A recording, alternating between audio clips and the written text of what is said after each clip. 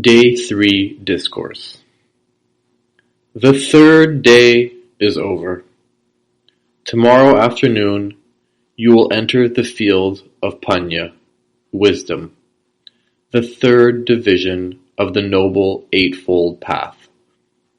Without wisdom, the path remains incomplete. One begins the path by practicing sila, that is, by abstaining from causing harm to others. But although one may not harm others, still one harms oneself by generating defilements in the mind. Therefore, one undertakes the training of samadhi, learning to control the mind, to suppress the defilements that have arisen. However, suppressing defilements does not eliminate them. They remain in the unconscious and multiply there, continuing to cause harm to oneself. Therefore, the third step of Dhamma, Panya, neither giving a free license to the defilements nor suppressing them, but instead allowing them to arise and be eradicated. When the defilements are eradicated, the mind is freed from impurities. And when the mind has been purified, then without any effort, one abstains from actions that harm others, since by nature, a pure mind is full of goodwill and compassion for others. Similarly, without any effort, one abstains from actions that harm oneself. One lives a happy, healthy life. Thus, each step of the path must lead to the next. Sila leads to the development of samadhi, right concentration. Samadhi leads to the developments of panya, wisdom which purifies the mind. Panya leads to nibbana, liberation from all impurities, full enlightenment. Within the division of Panya fall two more parts of the Noble Eightfold Path. Samma Sankappa, right thoughts. It is not necessary that the entire thought process be stopped before one can begin to develop wisdom. Thoughts remain, but the pattern of thinking changes. The defilements at the surface level of the mind start to pass away because of the practice of awareness of respiration. Instead of thoughts of craving, aversion, and delusion, one begins to have healthy thoughts, thoughts about Dhamma, the way to liberate oneself. Samaditi, right understanding. This is real Panya. Understanding reality as it is, not just as it appears to be. There are three stages in the development of Panya, of wisdom. The first is Sutta Maya Panya, wisdom acquired by hearing or reading the words of another. This received wisdom is very helpful in order to set one in the proper direction. However, by itself, it cannot liberate, because, in fact, it is only a borrowed wisdom. One accepts it as true, perhaps out of blind faith, or perhaps out of aversion, in the fear that disbelieving will lead one to hell, or perhaps out of craving, in the hope that believing will lead one to heaven. But in any case, it is not one's own wisdom. The function of received wisdom should be to lead to the next stage, Chinta Maya Panya, intellectual understanding. Rationally, one examines what one has heard or read to see whether it is logical, practical, beneficial. If so, then one accepts it. This rational understanding is also important, but it can be very dangerous if it is regarded as an end in itself. Someone develops his intellectual knowledge and decides that therefore he is a very wise person. All that he learns serves only to inflate his ego. He is far away from liberation. The proper function of intellectual understanding is to lead to the next stage, Bhavana Maya Panya, the wisdom that develops within oneself at the experiential level. This is real wisdom. Received wisdom and intellectual understanding are very useful if they give one inspiration and guidance to take the next step. However, it is only experiential wisdom that can liberate, because this is one's own wisdom, based on one's own experience. An example of the three types of wisdom. A doctor gives a prescription for medicine to a sick man. The man goes home, and out of great faith in his doctor, he recites the prescription every day. This is Sutta Maya Panya. Not satisfied with that, the man returns to the doctor and demands and receives an explanation of the prescription, why it is necessary, and how it will work. This is Chinta Maya Panya. Finally, the man takes the medicine. Only then is his disease eradicated. The benefit comes only from the third step, the Bhavana Maya Panya. You have come to this course to take the medicine yourself, to develop your own wisdom. To do so, you must understand truth at the experiential level. So much confusion exists because the way things appear to be is totally different from their real nature. To remove this confusion, you must develop experiential wisdom. And outside of the framework of the body, truth cannot be experienced. It can only be intellectualized. Therefore, you must develop the ability to experience truth within yourself, from the grossest to the subtlest levels, in order to emerge from all illusions, all bondages.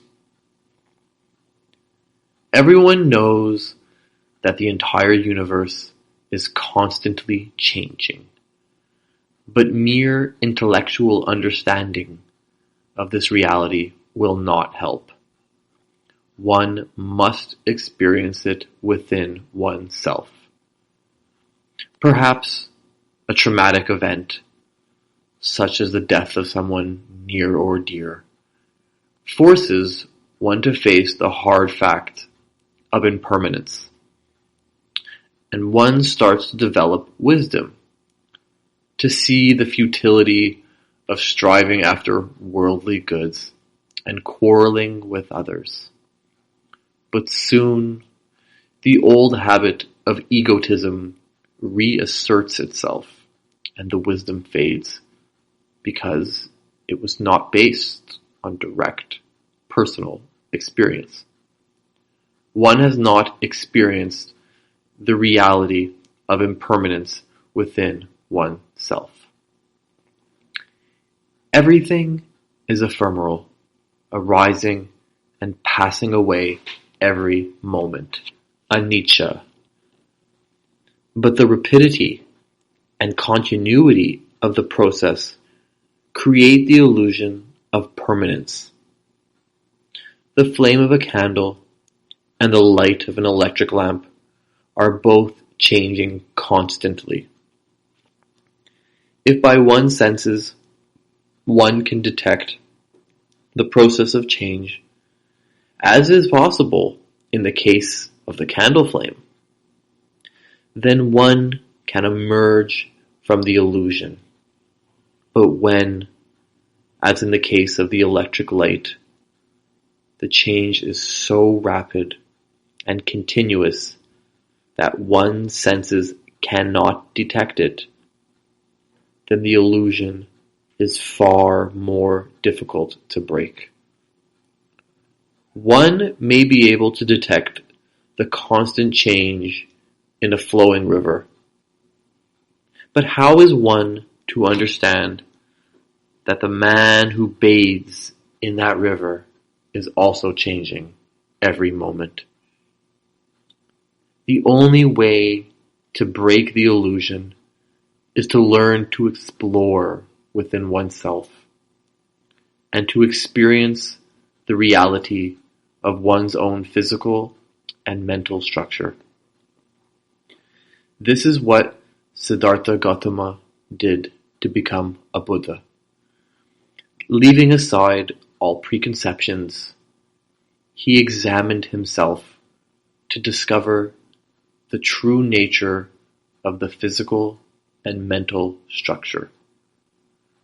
Starting from the level of superficial, apparent reality, he penetrated to the subtlest level, and he found that the entire physical structure, the entire material world, is composed of subatomic particles called in Pali Atha Kalapa. And he discovered that each such particle consists of the four elements: earth, water, fire, air, and their subsidiary characteristics. These particles, he found, are the basic building blocks of matter, and they are themselves constantly arising and passing away with great rapidity, trillions of times within a second. In reality, there is no solidity in the material world. It is nothing but combustion and vibrations. Modern scientists have confirmed the findings of the Buddha and have proved by experiment that the entire material universe is composed of subatomic particles which rapidly arise and pass away. However, these scientists have not become liberated from all misery, because their wisdom is only intellectual. Unlike the Buddha, they have not experienced truth directly within themselves. When one experiences personally the reality of one's own impermanence, only then does one start to come out of misery. As the understanding of anicca develops within oneself, another aspect of wisdom arises: anatta, no I, no mine. Within the physical and mental structure, there is nothing that lasts more than a moment. Nothing that one can identify as an unchanging self or soul. If something is indeed mine, then one must be able to possess it, to control it. But in fact, one has no mastery even over one's body. It keeps changing, decaying, regardless of one's wishes. Then the third aspect of wisdom develops, dukkha, suffering. If one tries to possess and hold on to something that is changing beyond one's control, then one is bound to create misery for oneself. Commonly, one identifies suffering with unpleasant sensory experiences. But pleasant ones can equally be causes of misery if one develops attachment to them, because they are equally impermanent. Attachment to what is ephemeral is certain to result in suffering. When the understanding of anicca, anatta, and dukkha is strong, this wisdom will manifest in one's daily life. Just as one has learned to penetrate beyond the apparent reality within, so in external circumstances, one will be able to see the apparent truth, and also the ultimate truth. One comes out of illusion and lives a happy, healthy life. Many illusions are created by apparent, consolidated, integrated reality. For example, the illusion of physical beauty. The body appears beautiful only when it is integrated. Any part of it, seen separately, is without attraction, without beauty, asubha. Physical beauty is superficial, apparent reality, not ultimate truth. However, understanding the illusory nature of physical beauty will not lead to hatred of others. As wisdom arises, naturally the mind will become balanced, detached, pure, full of goodwill towards all. Having experienced reality within oneself, one can come out of illusions, cravings, and aversions, and can live peacefully and happily. Tomorrow afternoon, you will take your first steps in the field of Panya when you start to practice Vipassana. Do not expect that as soon as you begin, you will see all the subatomic particles arising and passing away throughout the body. No, one begins with the gross, apparent truth, and by remaining equanimous, gradually one penetrates to subtler truths, to the ultimate truths of mind, of matter, of the mental factors, and finally to the ultimate truth which is beyond mind and matter. To attain this goal, you must work yourself. Therefore, keep your sila strong, because this is the base of your meditation. And keep practicing Anapana until 3 p.m. tomorrow. Keep observing reality within the area of the nostrils. Keep sharpening your mind so that when you start Vipassana tomorrow, you can penetrate to the deeper levels and eradicate the impurities hidden there. Work patiently persistently, continuously, for your own good, your own liberation. May all of you be successful in taking the first steps on the path of liberation. May all beings be happy. Bhavatu Sarva Mangalam.